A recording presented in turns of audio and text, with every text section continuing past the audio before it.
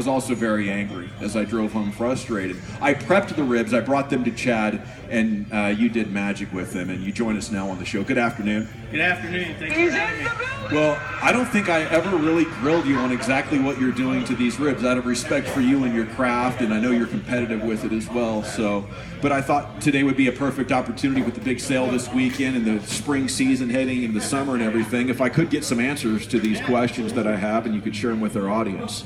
Sure thing. So, let's start from the beginning with the rib, because you are one of the pit masters here at Premier Grilling. You do cooking classes on Saturday. What do you think separates you from guys who are there on the weekends trying to make the best but coming up with so-so or inconsistent results? What are you doing that we aren't consistently? I probably get more practice than the average guy. You know, I'm really fortunate to get to stand up here with all these grills every day. So I can basically step over to the grocery store and grab whatever I want and make it and practice that way. So I've done a whole lot just doing that, just playing with different stuff and trying to figure out what works for me, what flavor profile I like the best. So just doing it almost every single day. Well, and that's something I love about this store. When you walk in, you guys are always cooking. It always smells like delicious barbecue in here. So let's start with what you would consider an easy to replicate flavor profile. We woke up on a Saturday, and Saturday afternoon we want awesome ribs. How would you recommend we get started on that? Well, first you got to come to Premier Grilling. You got to get a great rub, right? Yeah. So I like a sweeter rub with my ribs. You can go with like some brown sugar or honey powder, something like that. The Meat Church Honey Hog works out really well for me. I start with just a nice coat of that on there and let that kind of work its way in before I put them on the smoker. How long do you let them sit before they go on the smoker? I usually let them sit in 15 to 20 minutes. Can you do too much? Too much rub or too much time? I don't think so. I mean, you maybe want to put them in the fridge. Okay. If it looks like it's going to be a little bit longer, something comes up and we're not going to be able to get them started just yet, maybe put them back in the fridge for a minute.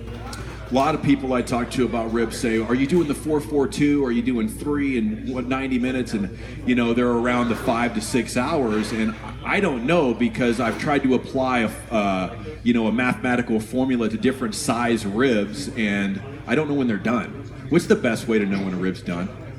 So I want to let it, look at it whenever the meat starts to draw back from the edge of the bone, maybe a thumbnail width, there. That's usually a pretty good indicator. You can pick them up from one end with some tongs. If you see that the meat starts to kind of separate, like that, like it wants to pull apart between a couple bones, let's get them off. They're finished. What do you think about people that put mustard on their ribs before putting the rub on? Is that necessary or beneficial? I don't think it's entirely necessary. I don't think it's really right or wrong. I kind of subscribe to if everybody that you're cooking for likes it, then that was the right way to do it today. What is the optimal temperature for cooking? Pretty much all my barbecue I cook at 250. Yeah. Whether I'm cooking, in a Big Green Egg or a pellet smoker or offset, whatever I'm cooking in, I usually go with 250. You bring it all to 250? Oh, yeah. I know some people that do it at 275. You think it's to each his own? I think so. I think some cookers work better at the higher temperatures like that. So depending on what you're cooking in, some of them will, kind of naturally want to run at that temperature. Okay. Do you have a book that's like for idiots, like guys that are starting at step 1? Absolutely. I'm about to get a grill or a smoker or something. Like Gavin is at level 7. You're at level 10. I'm at level 1. I know how to take chicken tenderloins out of the freezer and then thaw them and put them in a pan. Well, That's where I am. That's where I am. So I got to figure out from level 1, how to get to the top. I need a book. Yeah, perfect. You got a book? We do. Heck yeah. Got everything here. Find a book.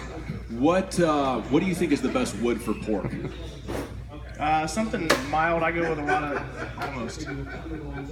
lot of pecan and maybe some apple wood or cherry wood. I use pecan for pretty much everything that I cook. It's nice and mild. It works with pretty well everything. So that day you cooked those ribs for us when we were doing the show here. You did pecan, you think? Yes. Almost guarantee it? Guarantee it. Wow. He's trying to figure it out. Kevin's sitting here trying to figure it out. Well, yeah, I don't know what it is. I'm playing with, do you want the fire to be breathing really strong, or do you want to limit the air supply so you get it spitting more smoke or less smoke? I don't know. When it comes to the green egg, that's one way of doing it. But when I go to a different kind of cooker, it seems to introduce more challenges, more variance. But there's also an opportunity there to create different flavor profiles, which is why I think I've at least added different cookers to my arsenal, right? So I'm not exclusively green egg. I'm trying to experiment with different things, and Right. I'm finding that the consistency isn't there, and maybe that's why people love the green egg so much. They're definitely very user friendly. You want a nice airflow. We don't want the airflow choked down so much that the air in there gets stale. Then you kind of get a weird flavor from that. That's why I started cooking a little hotter. That's why I started cooking at 200 for the longest time in my egg. See, now we're getting into something And here. then I bumped up to 225, and then finally settled in at 250, and realized that's like a nice airflow. A Okay. good temperature to smoke at. It's not too hot. It's not super duper low, but you get a great airflow through there, and it really works kind of across the board. See, I think I liked the idea of at 225 taking so long to cook, and maybe that is, creating consequences that you don't want. It sounds great at first, and then you realize that you're adding an hour to 2 hours or whatever to what you're cooking, and I want to eat before that.